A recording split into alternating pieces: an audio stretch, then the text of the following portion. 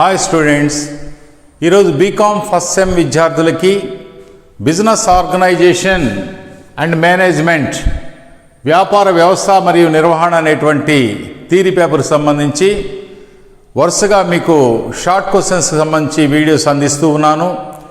అందులో భాగంగా ఈరోజు సంస్థాపనా పత్రానికి కంపెనీ నియమావళికి ఉండేటువంటి తేడాలని 5 మార్క్స్కి అడిగినప్పుడు ఎంతవరకు రాయాలి, లేదా ఇదే క్వశ్చన్ 10 మార్క్స్కి అడిగినప్పుడు ఎంతవరకు రాయాలి అనేటువంటి విషయాన్ని మీ ముందు ఉంచడం జరుగుతుంది. టాపిక్ వచ్చేసి differences between memorandum of association and articles of association. Memorandum of association అంటే సంస్థాపనా పత్రానికి, ఆర్టికల్స్ ఆఫ్ అసోసియేషన్ అంటే నియమావళికి మధ్య ఉండేటువంటి తేడాలు. ఇప్పుడు ఈ తేడాలు వచ్చేసి దాదాపు 11 తేడాలు ఉన్నాయి. ఈ 11 తేడాలని 10 మార్క్స్కి అడిగినప్పుడు పూర్తిగా రాయవలసి ఉంటుంది. ఒకవేళ 5 మార్క్స్కి అడిగినటువంటి సందర్భాల్లో జస్ట్ ఒక 4 పాయింట్స్ రాసేస్తే సరిపోతుంది. ఇప్పుడు మొత్తం మనము 10 మార్క్స్కి నేర్చుకుందాం. అందులో 5 మార్క్స్కి అడిగినప్పుడు కుదించి రాయడం, లేదా 10 మార్క్స్కి అడిగినప్పుడు పూర్తి స్థాయిలో రాయడం అనేది విద్యార్థి చేయవలసినటువంటి పని. ఫస్ట్ వచ్చేసి బేసిస్ పాయింట్ ఆఫ్ వ్యూలో 11 పాయింట్స్లో ఫస్ట్ డెఫినేషన్, నిర్వచనం పరంగా మెమోరాండమ్ ఆఫ్ అసోసియేషన్కి, సంస్థాపనా పత్రానికి ఇచ్చిన నిర్వచనం ఏంటి, ఆర్టికల్స్ ఆఫ్ అసోసియేషన్ నియమావళికి ఇచ్చిన నిర్వచనం ఏమిటి. డెఫినేషన్ పరంగా memorandum of association is a document that contains all the fundamental data which are required for the company incorporation. Company incorporation అంటే కంపెనీ నమోదు. కంపెనీ స్థాపించిన తర్వాత దాన్ని తప్పనిసరిగా రిజిస్టర్ చేయించాలి. ఈ నమోదు ప్రక్రియలో తప్పనిసరిగా కంపెనీల రిజిస్ట్రార్కి సబ్మిట్ చేయవలసినటువంటి అత్యంత కీలకమైన పత్రము మెమోరాండమ్ ఆఫ్ అసోసియేషన్, సంస్థాపనా పత్రం. అంటే at the time of incorporation the promoters of the company must and should they have to submit for incorporation period. This memorandum of association is very essential. This document is very essential to incorporate the companies. కంపెనీలని నమోదు చేయాలా, register చేయాలంటే తప్పనిసరిగా ఈ సంస్థాపనా పత్రాన్ని submit చేయాలి. ఇందులో ఏముంటాయంటే నిర్వచనం ప్రకారము కంపెనీకి సంబంధించిన ఫండమెంటల్ డేటా, ప్రాథమిక సమాచారం అంతా కూడా ఇందులో పొందుపరచబడి ఉంటుంది. అదే కంపెనీ నియమావళి కానీ తీసుకున్నట్లయితే articles of association is a document containing all the rules and regulations that govern the company. Company ఏర్పడిన తర్వాత కంపెనీలో ఎలా, ఎటువంటి నియమ నిబంధనలు, ఎటువంటి సూత్రాలని బేస్ చేసుకొని కంపెనీని ముందుకు సాగించాలా అంటే కంపెనీ యొక్క రూల్స్ అండ్ రెగ్యులేషన్స్ ఈ యొక్క ఆర్టికల్స్ ఆఫ్ అసోసియేషన్లో ఉంటాయి. దీనిలో కంపెనీకి సంబంధించిన ప్రాథమిక సమాచారం అంతా కూడా ఇందులో ఉంటుందన్నమాట. కాబట్టి ఇది డెఫినేషన్ పరంగా ఈ రెండింటి మధ్య వ్యత్యాసం మనం చెప్పుకోవచ్చు. ఆబ్జెక్టివ్స్, వాటి యొక్క ఉద్దేశాలు ఏంటంటే defines the objects for which the company is formed. ఏ ఉద్దేశంతో కంపెనీ స్థాపించబడింది అనే విషయము ఈ మెమోరాండమ్ ఆఫ్ అసోసియేషన్లో, ఈ సంస్థాపనా పత్రంలో పేర్కొంటారు. కంపెనీ స్థాపించినప్పుడు అది ఏ ఉద్దేశంతో, ఏ ప్రోడక్ట్ని తయారు చేసి ఏ విధంగా వినియోగదారులకు అది ఉపయోగపడుతుంది అనేటువంటి విషయాన్ని the main objective of the firm established అనేది that should be mentioned in the memorandum of association. అదే ఆర్టికల్స్ ఆఫ్ అసోసియేషన్లో these are the rules of internal management of the company. They indicate how the objectives of the company are to be achieved. ఇందులో అంతర్గతంగా వ్యాపార వ్యవహారాలు ఏ విధంగా, ఏ నియమ నిబంధనల ప్రకారం, ఏ సూత్రాలను అనుసరించి ఏ విధంగా ఆ యొక్క రూల్స్ అండ్ రెగ్యులేషన్స్ ఏ విధంగా ఈ యొక్క ఆబ్జెక్ట్స్ని అచీవ్ చేయాలనేటువంటి విషయంలో ఈ యొక్క నియమావళిలో పొందుపరచబడి ఉంటుంది. తర్వాత రిజిస్ట్రేషన్ సమయంలో memorandum of association must be registered at the time of incorporation. సంస్థని నమోదు చేసేటువంటి, సంస్థని రిజిస్ట్రేషన్ చేసేటువంటి సందర్భాల్లో ఈ డాక్యుమెంట్ను కూడా మస్ట్ అండ్ షుడ్గా రిజిస్టర్ చేయాలా.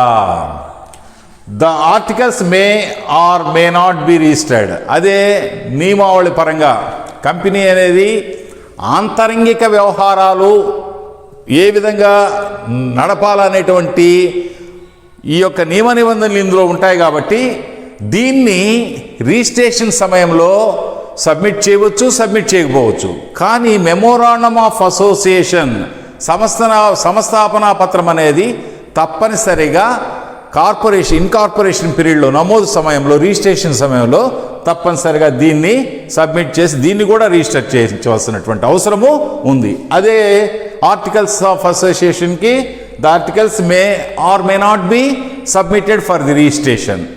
తర్వాత నెక్స్ట్ డిఫరెన్స్ స్కోప్ పరిధిగాని చూసినట్లయితే the memorandum is charter which characterize and limits powers and constraints of the organisation.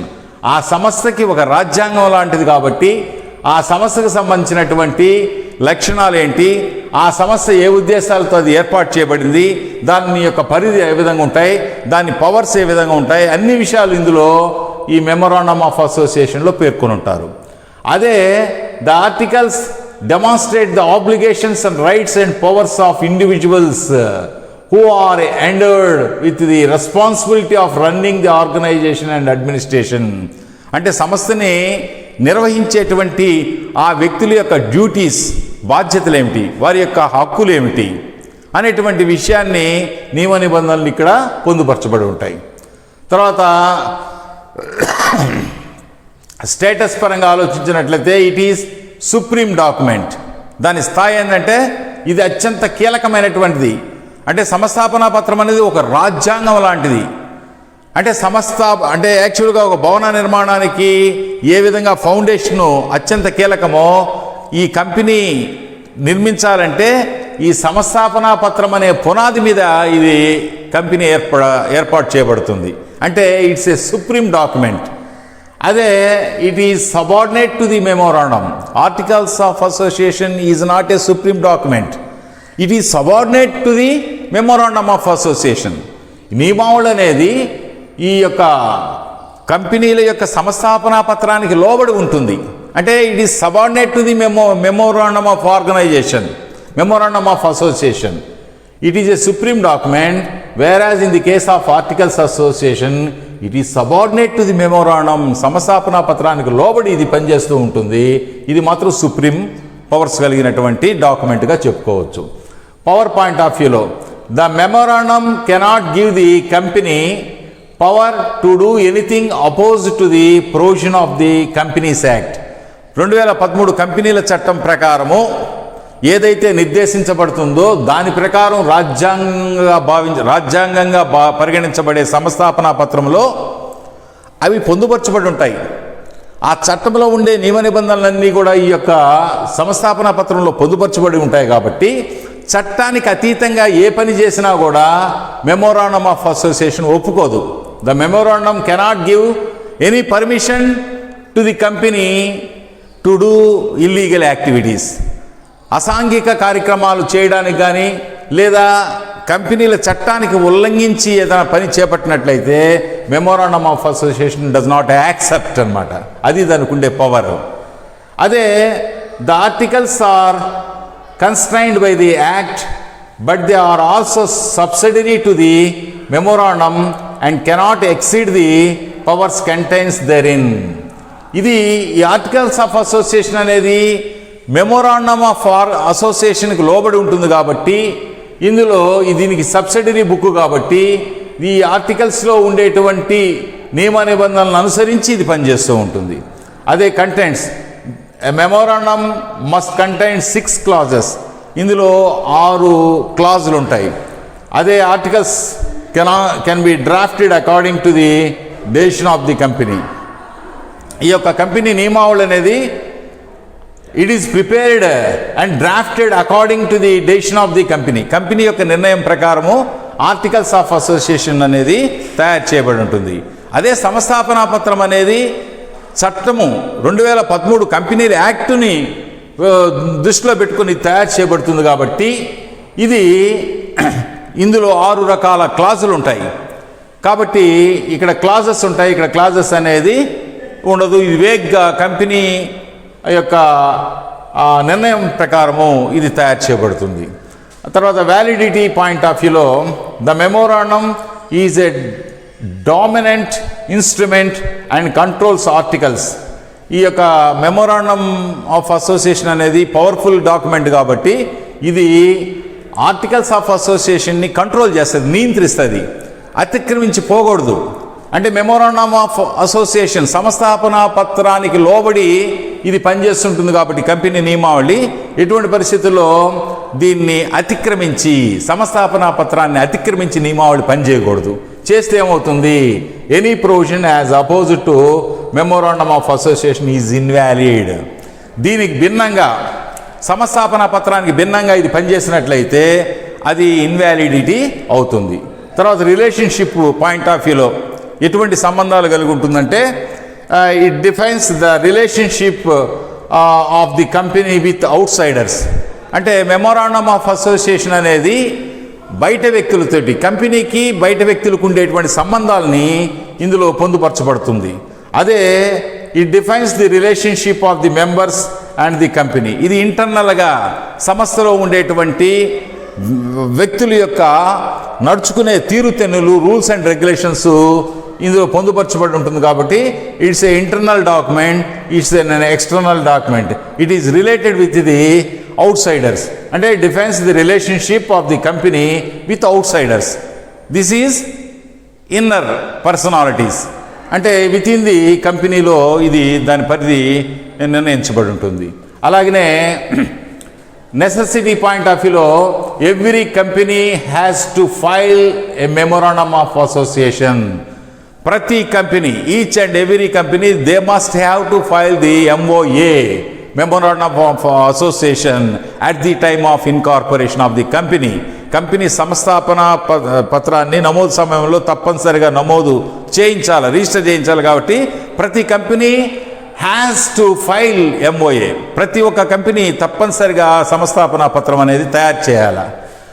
అదే ఆర్టికల్స్ ఆఫ్ అసోసియేషన్ నియమావళి విషయంలో ఆలోచించినట్లయితే it is not compulsory for public limited companies to file articles of association. It may adopt table A of the companies act. అంటే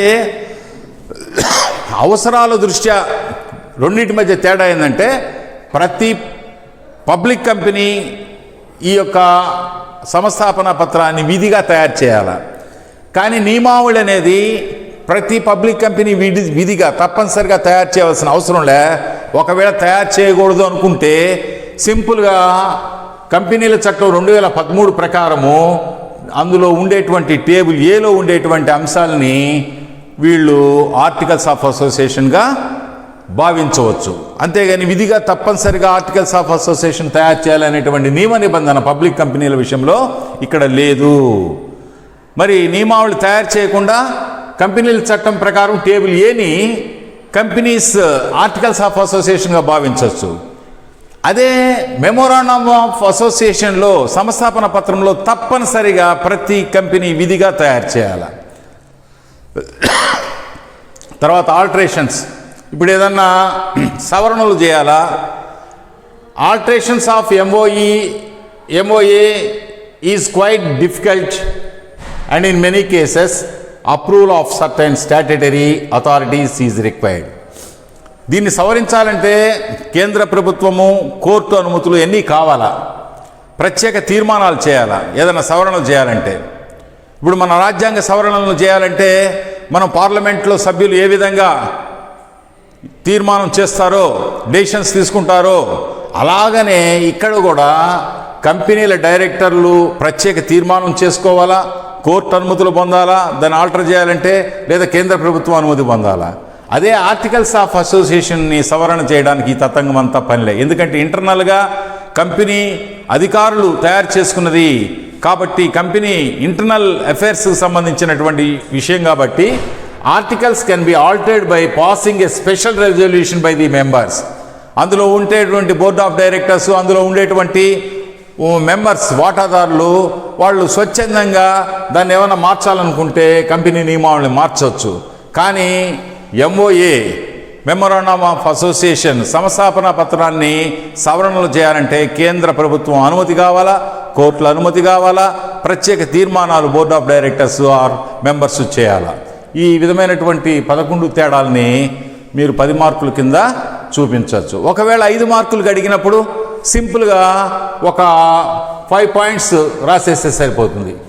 సంస్థాపన పత్రానికి నియమావళికి ఉండే తేడాల్లో 1, 2, 3, 4 లేదా 5 points 5 marks రాస్తే సరిపోతుంది. అదే 10 మార్క్స్కి అడిగినప్పుడు ఇవన్నీ కూడా పేర్కోవాల్సినటువంటి 11 పాయింట్స్ని వ్రాయవలసినటువంటి అవసరం ఉంటుంది. కాబట్టి ఇది తెలుగు మీడియం విద్యార్థుల కోసం ఉంచినటువంటి ఇన్ఫర్మేషన్.